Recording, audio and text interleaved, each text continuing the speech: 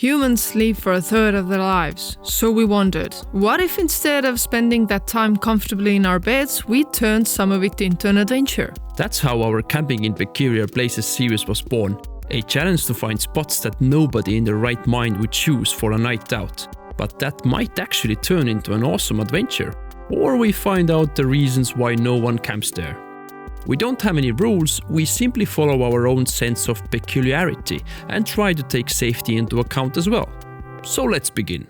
Our first camping place was one of our favorite spots to climb whenever we wanted a higher point of view, Ashmountain, a steep artificial peak built from industrial ash. Perfect for a nice walk, but what about for a night of camping? The climb alone was breathtaking in every sense of the word. And after reaching the top and regretting all of our life choices, we started setting up the camp.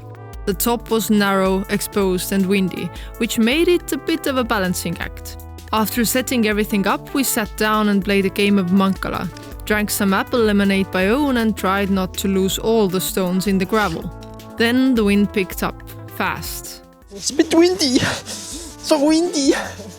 And sleeping became nearly impossible.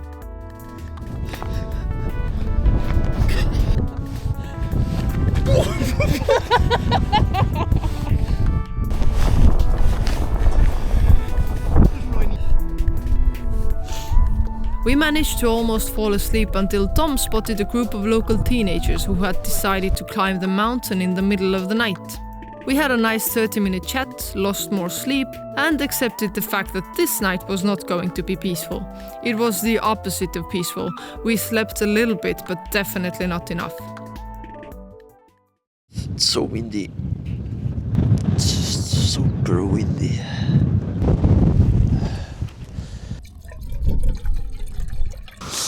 Alright. What is alright? What do you mean? What do you mean? Morning brought coffee and wind brought some chaos. After preparing and drinking coffee to survive the rest of the day, we started packing our things and suddenly the wind knocked our camera down, which then tumbled halfway down the mountain. Tom climbed after it because leaving it behind was not an option. After packing everything up, we headed down. We rate each location on a scale of 1 to 10 based on comfort, excitement and coffee sphere. In other words, how scenic and enjoyable it is to drink coffee there. Time to rate Ashmountain. Comfort 1. The wind really ruined it. Excitement 10. Maybe a bit too exciting. Coffee sphere 8. Incredible view, but the wind made it less enjoyable. Final score 6.3 points to Ashmountain. Although we were a bit traumatized from Püsi, we started searching for a new peculiar camping spot and decided to upgrade to a floating camping site. We spent the night on a small raft in Aidu Quarry, tucked between turquoise water and quiet forest. We have to descend to this thing there. This is our bed for today. Let's go. Woo! Okay, Iti, take us there. Aye, aye, Captain. The raft was surprisingly stable and the water crystal clear. We set up our camping site, filmed some underwater shots. Aidu is a perfect snorkeling place, by the way. And most importantly, made some dinner, thanks to Food Force. And as always, enjoyed drinks from our home island. We even played a game I had brought from Nepal. Just when we crawled into our sleeping bags, two hikers appeared, wanting to cross the canal. We had to shift gear around because the rope used to pull the raft ran directly under our mattress. We let them cross and hoped no one else would be up for a midnight hike. Okay. It's like every time.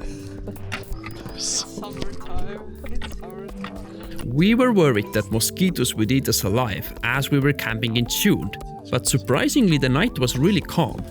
The sleep was amazing. The stillness of the water and no wind made it really relaxing. We truly felt rested. Okay, good morning. Night was good. It's 5 o'clock. Very peaceful. In the morning we made a nice little cup of coffee, packed our things and headed back to prepare ourselves for a workday. Scores for Aidu raft. Comfort 10. Flat, cozy, no surprises. Excitement 8. Slight chance of rolling into the water. Coffee sphere 8.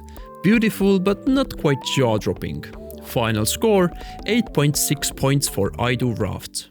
For our next unusual spot, we got permission to spend the night in the bell tower of Lüganuse Church in exchange for some drone footage. Getting there was half of the adventure. We squeezed ourselves through a narrow, twisting staircase with all of our gear on our backs. There's a pigeon in here. Of course.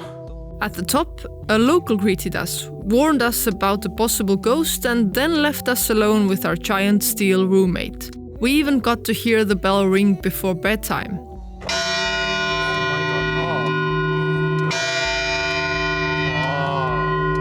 All right. That was a bell. That was an experience. Nothing like setting up camp while wondering whether a massive centuries-old bell will choose this exact night to fall, and whether it's better for it to crush your upper or lower body. Thanks, brain. Of course, logically thinking there wasn't even a slight chance of that happening, so we settled in. We forgot to bring a game this time, so we compensated with extra food. There wasn't a big view, but we could peek out from the tower windows. We sat, listened, waited for the ghost, and eventually drifted off. The night was surprisingly peaceful. No wind, no birds, no teenagers, no hikers, and thankfully, no ghosts.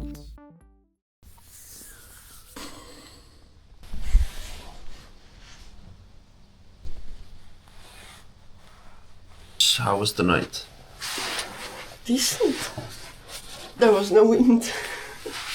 Yeah, it was pretty good. And relaxing. And Calm. the bell didn't fall on our legs. You know what time it is? Coffee time. Early in the morning, the sun started peeking through the windows, so we woke up, made some nice coffee beneath the bell, counted how many times our heads bumped into it, and after packing everything up, squeezed ourselves back down through the narrow staircase. Time to rate the spot. Comfort, 8. Sheltered, dry, even floor, but very dusty. Excitement, 4. Not extreme, but the bell and ghost rumors added spice. Coffee sphere, 4. Calm but no real view. Final score, 5.3 points for Lüganuse Church Tower. The next peculiar camping spot was a pine tree in Saaremaa, which at first promised to be one of the more relaxing spots, but turned out to be a totally different experience. When we got to the place, the wind was absolutely howling, but we knew that usually it dies down when the night arrives. With this hopeful thought, we set everything up. I wanted to camp as high as possible, so I set up my hammock 4 to 5 meters off the ground. It stayed on lower levels. After setting up the hammocks, we went and sat down for a nice snack, and of course some own drinks. It was actually a lovely evening despite this crazy wind. After chilling a bit, it was time to head to our hammocks, and unfortunately the wind didn't show any signs of calming down. So we prepared ourselves and climbed into our cocoons.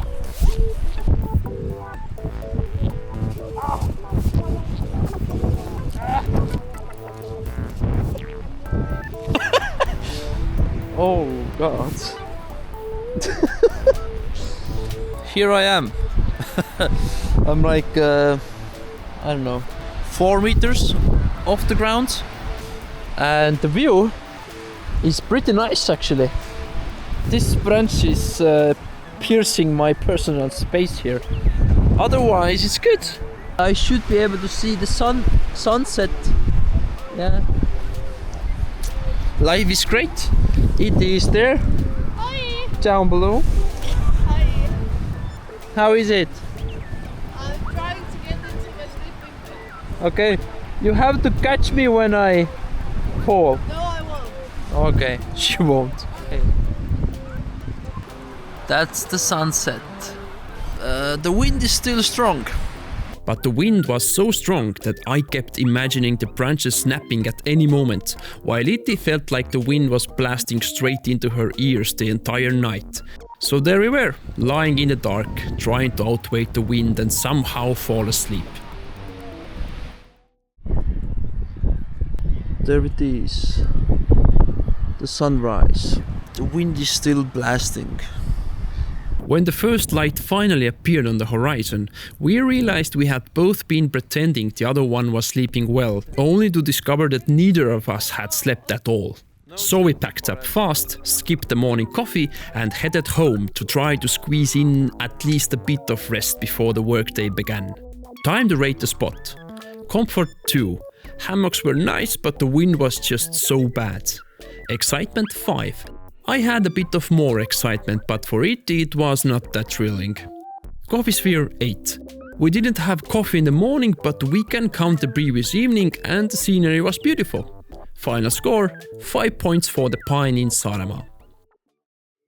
Next we felt a pull towards the sea, so we decided to spend the night on the islet called Suurkuiv, which is a very tiny piece of land between Saaremaa and Hiiumaa. My father brought us there by boat, and after 20 bumpy minutes we saw something different from the last time we went there. Cormorants everywhere. They had occupied the island, loud, smelly and absolutely covered in white decorations. Here we are on the island. We will now try to set up the tent because it's getting kind of late, but we are in the middle of nowhere on the sea. This is so stupid. Why are we doing this? It smells. Setting up the tent on rocks and bird droppings was complicated, but we made it work. Okay, the tent is here. The wind is blowing hard on the tent and we had to improvise with setting up rocks on our stakes because the wind is strong here. No, it's a pro camping hack. The cormorants came to check on us several times, although they had plenty of other places nearby where they could hang out. But the surprise highlight of this trip was a curious seal that we noticed sneaking up on us while we were setting up the tent. It kept popping its head out of the water throughout the whole evening. We played mini petanque, which was not ideal on this terrain as the balls were bouncing around very randomly, but we had fun nevertheless. After a little tournament, we enjoyed own drinks, ate pistachios, and watched the cormorants do a couple additional checkups. During the night, the birds returned, so the earplugs were a lifesaver. I don't know if you can hear it, but There are birds. I think the birds are back. the birds are coming back. I'm afraid we need the earplugs today. But okay. Good night for now and see you in the morning. Good morning. The birds came back in the middle of the night, and they stink.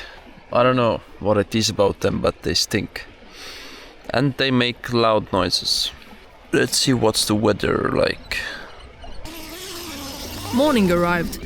We saw rain clouds all around us, but our island was dry and our seal friend was still there to see us off. We brewed coffee just as our ride arrived, packed up quickly to escape the rain heading our way, and said goodbye to our tiny, smelly island. Time to rate the spot. Comfort 4. Despite the rocky ground, it was surprisingly comfortable, but the birds made it less enjoyable. Excitement 7. It was a surreal feeling to spend the night in the middle of the sea. Coffee sphere 7. How often can you hang out with a seal while drinking coffee? Final score 6 points for the islet of Suurkuiv. And these were our first 5 peculiar camping spots. From windy mountain peaks to floating beds, smelly islets and old church bell towers. All wildly different and wonderfully weird. If you enjoyed this compilation and want more peculiar overnights, the easiest way to support us is to like the video, leave a comment or subscribe. And if you have any suggestions for the next peculiar camping spots, let us know. And if you'd like to support us further, we also have a YouTube tip jar and a Patreon where we share extra behind the scene bits. See you next time!